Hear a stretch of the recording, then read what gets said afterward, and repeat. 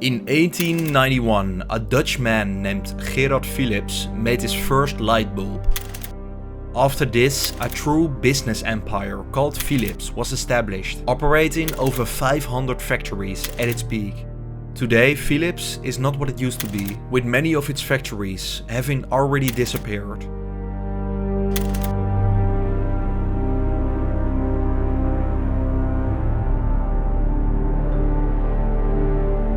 However, one site that still exists is the last light bulb factory ever constructed by Philips. In this episode, we are taking a deep dive into the history of Philips and its demise of one of the most iconic brands in Western Europe.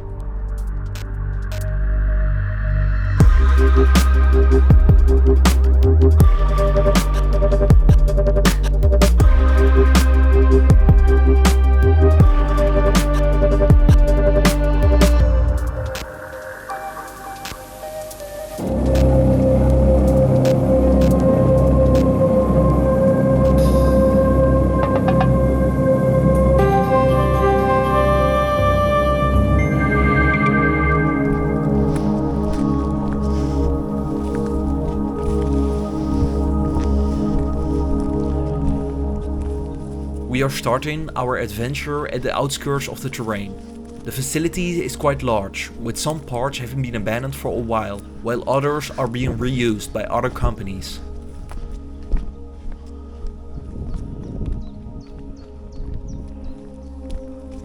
We entered a production hall, which was unfortunately empty. It isn't exactly clear what was done here, so let's head further into the building. All of a sudden, we heard voices.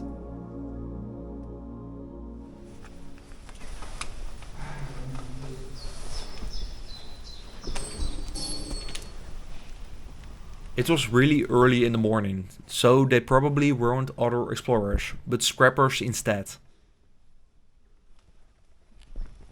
To avoid bumping into them, we decided to take another route to the other parts.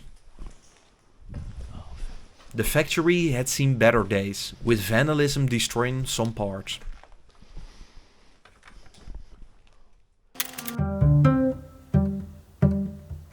Eindhoven was the hometown of the Philips company. Starting with light bulbs, the city quickly became known as the City of Lights. Besides lamps, Philips also manufactured many other electronics, such as radios and later even televisions. In the early 1950s, 1/10 of all exports from the Netherlands came from the city of Eindhoven. But expansion was on the horizon, with the opening of new factories all over the Netherlands and Belgium.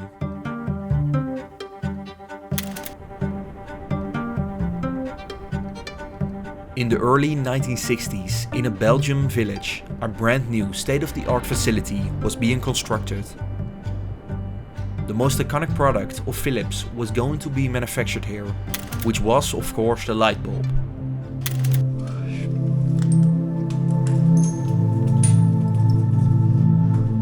We reached the underside of the large ovens.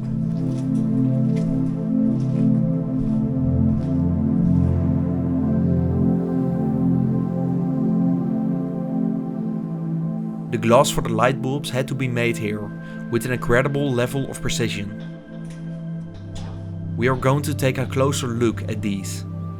This large machine is one of the ovens. This oven could make a staggering 23 light bulbs per second at a temperature of 1500 degrees Celsius. Although it's hard to visualize exactly how it worked, the molten glass was molded precisely into its form inside these ovens, completely automatically, and completed with its filaments further down the line. One can only imagine the sound of hundreds of bulbs being made here at incredibly fast paces. Even to this day, it is truly an impressive piece of manufacturing to behold.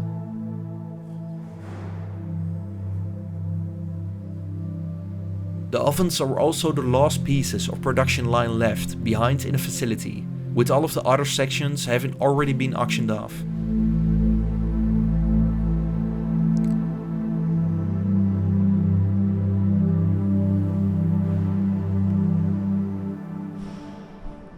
Walking over the catwalks, we entered the control room.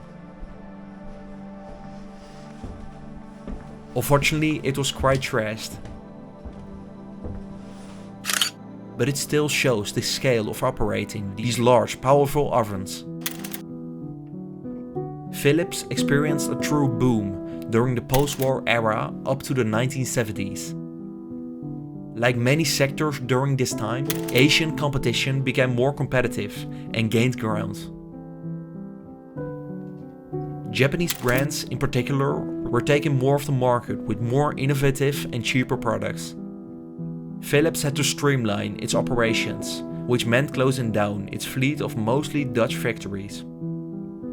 Luckily, the lamp business was a bit more stable, but it didn't see its projected expansions and underwent a restructuring. Instead of being solely a Philips company, it was now held under a joint venture with the German-based Osram Lamp Company under the name Engo,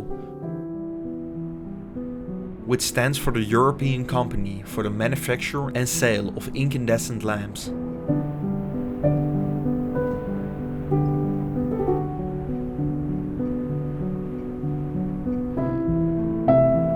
The last point of interest was in an unassuming smaller building.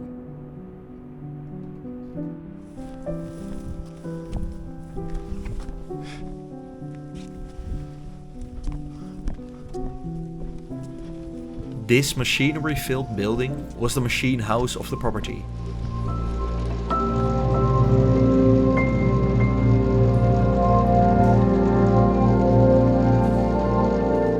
For the production of glass, extremely hot air was needed, hence these large boilers and compressors.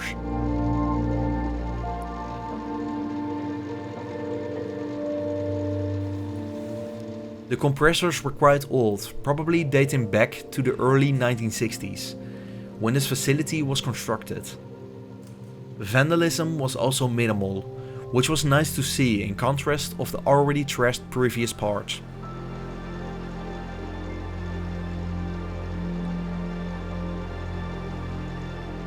Names such as the Swedish Atlas Copco and the Belgian ASEC company were still proudly displayed on the old machines, showcasing European manufacturing in these halls of industry.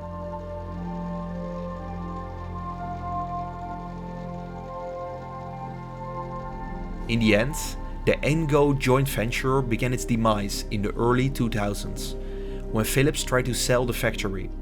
The number of employees working here decreased from 514 people to fewer and fewer. With the rise of alternatives such as LED lights and regulations banning the use of old filament lights, closure was on the horizon. In 2012, the Engo company shuttered its operations, with only a small part producing glass for solar panels operating until 2017, when it also went bankrupt, marking the end of glass production in Lommel.